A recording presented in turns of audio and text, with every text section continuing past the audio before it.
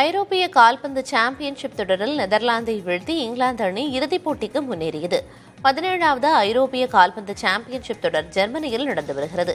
இறுதிக்கட்டத்தை எட்டியுள்ள இத்தொடரில் டார்ட்முண்ட் நகரில் நடந்த அரையிறுதி ஆட்டத்தில் இங்கிலாந்து நெதர்லாந்து அணிகள் பலப்பரீட்சை மேற்கொண்டன. ஆட்டம் தொடங்கிய 7வது நிமிடத்தில் நெதர்லாந்து வீரர் சிமன்ஸ் முதல் கோலை பதிவு செய்தார். அதனைத் தொடர்ந்து இங்கிலாந்து நட்சத்திர வீரர் ஹெரி கேன் 18வது நிமிடத்தில் கோல் அடித்தார். ஆட்டத்தின் முதல் பாதையில் இரு அணிகளும் 1-1 என்ற கோல் கணக்கில் சமநிலையில் இருந்தன.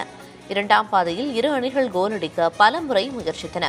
90வது நிமிடத்தில் இங்கிலாந்து வீரர் ஓலி விட்கின்ஸ் கோலை பதிவு செய்ததன் மூலம் இங்கிலாந்து அணி 2-1 என்ற கோல் கணக்கில் முன்னிலை பெற்றது.